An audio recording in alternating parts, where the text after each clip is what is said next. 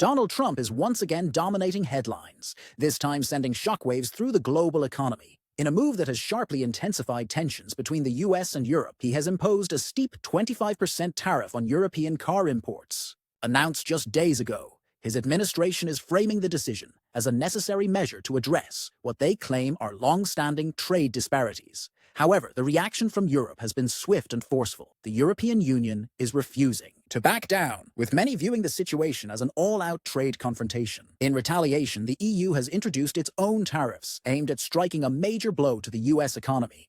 This isn't just about European cars becoming more expensive for American buyers. It's a direct challenge to industries deeply tied to the US market, and the timing couldn't be worse. The European Commission wasted no time in responding. Speaking from Brussels, Commission President Ursula von der Leyen made it clear that Europe will not passively accept these measures. She stated that the EU is fully prepared to protect its economic interests and that any unfair US tariffs will be met with a decisive response. That response has materialized in the form of retaliatory tariffs, amounting to a staggering 26 billion euros. And this isn't just a tit-for-tat over automobiles. Europe is specifically targeting key American industries, including agriculture, technology, and consumer goods. What makes this move even more significant is the precision with which these tariffs have been designed.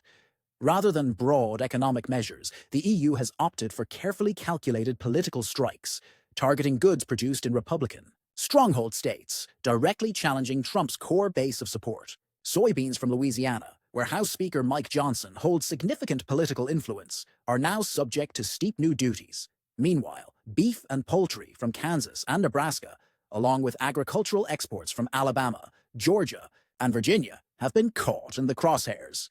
If this strategy sounds familiar, that's because it is. During Trump's first term, he imposed tariffs on European steel and aluminum, prompting the EU to retaliate with duties on Harley-Davidson motorcycles, bourbon whiskey, and Levi's jeans. Now, history is repeating itself, but with even higher stakes. Trump's tariff plan is being framed as an effort to bring manufacturing jobs back to the US, with the argument that higher import costs will push automakers to produce their vehicles domestically. However, this strategy carries major risks, and concerns aren't just coming from Europe. Even within the US, business leaders and economic experts are raising red flags.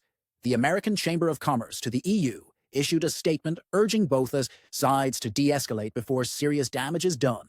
They warned that this conflict isn't just about the auto industry. It could escalate into a broader economic crisis, threatening jobs, investments, and even long-term security alliances between the US and Europe. Meanwhile, the EU's response leaves no room for doubt. They aren't merely reacting.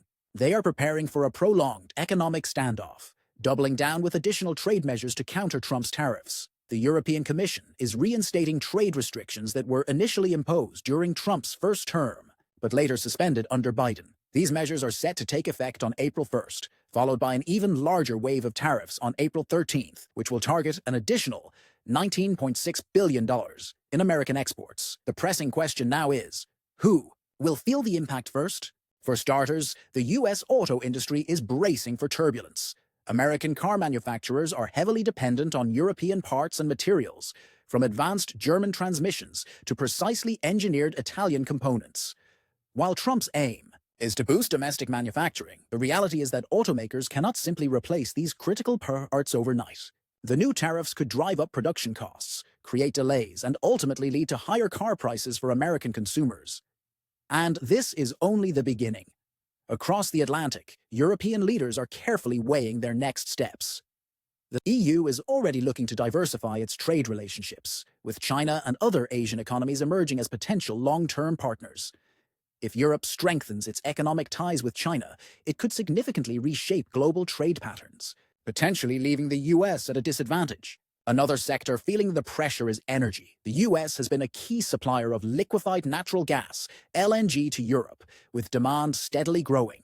However, escalating trade tensions could prompt European energy firms to seek alternative sources, reducing their reliance on American energy exports. For the US auto industry, the timing of these tariffs is particularly damaging. Efforts to bolster domestic car manufacturing have been underway, but the challenge remains. Nearly every major American automaker depends on European components. high-tech electronic systems from France, finely tuned transmissions from Germany, and even basic mechanical parts from Italy are all now subject to heavy import duties. As a result, production costs for automakers like Ford, General Motors, and Tesla are set to soar. For these companies, this isn't just a minor setback. It's a significant disruption that could lead to higher vehicle prices, production slowdowns, and even job losses. Tesla, known for its cutting-edge technology, relies heavily on European-made semiconductors and battery components. If those parts become more expensive due to tariffs, Tesla's production costs could skyrocket, forcing the company to either absorb the financial impact or pass it on to consumers. Either way, it's a major setback. Meanwhile, the EU is hitting back with a 25% tariff on American-made cars entering Europe, making them significantly less competitive. For years, brands like Jeep, Ford, and Cadillac have worked to expand their presence in the European market, but these new tariffs could derail their progress. European consumers may opt for more affordable German or Japanese alternatives instead of paying a premium for American vehicles. Even European car dealerships are bracing for a drop in demand, anticipating a sharp decline in sales of US imports. The numbers paint a bleak picture. Last year alone, US automakers exported $56 billion worth of vehicles to Europe.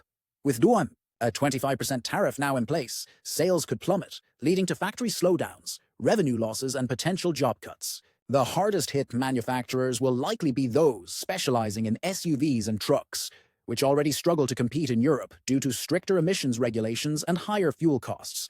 But the economic fallout extends beyond the auto industry. The EU's countermeasures are also targeting American agriculture, another sector deeply tied to Republican-led states. Key exports like soybeans, beef, and poultry are now facing higher tariffs, dealing a heavy blow to American farmers. Many are still recovering from the last trade war, when Trump's tariffs on China led to retaliatory duties on US farm goods. Now, they're caught in another economic squeeze, this time from Europe. The Midwest, often called America's breadbasket, is particularly vulnerable. States like Iowa, Nebraska, and Kansas rely on agricultural exports, and Europe has long been a crucial market. If demand drops due to tariffs, prices for their products could collapse, leading to financial hardship and even farm closures.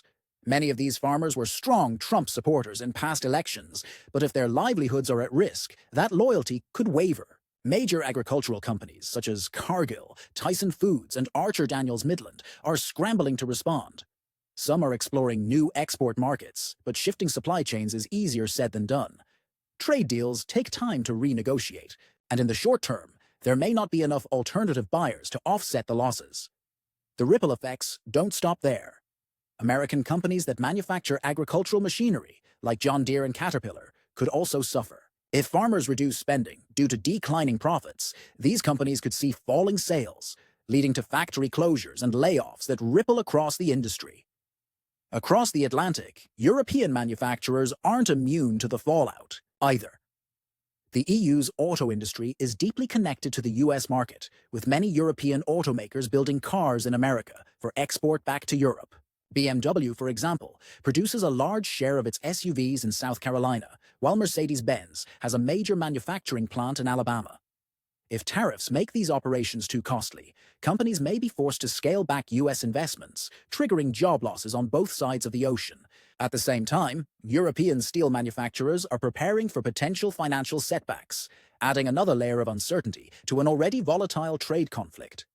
The European Union exports millions of tons of steel to the United States each year, but Trump's new 25% tariff on steel and aluminum imports is rapidly shrinking that market. The European steel industry estimates it could lose up to 3.7 million tons in exports, a major setback for a sector already struggling with rising production costs and stiff competition from China. The economic consequences for both sides are undeniable. Yet, despite warnings from industry leaders, economists, and even some political allies, the Trump administration remains unwavering. White House officials insist the tariffs are necessary to shield American industries from unfair competition, pointing out that while the EU imposes a 10% tariff on US cars, the US previously had only a 2.5% tariff on European vehicles. According to Trump, raising the tariff to 25% is simply about creating a level playing field. Critics, however, argue that this approach is fundamentally flawed. Rather than fostering fair trade, they warn, it risks igniting an economic war that could harm both sides. The American Chamber of Commerce has cautioned that escalating tariffs could cost the U.S. economy billions of dollars and put thousands of jobs at risk. Meanwhile, European leaders are urging de-escalation, calling on Washington to engage in negotiations before the situation worsens. EU Trade Commissioner Maroš Šefčovič has already made one attempt at diplomacy,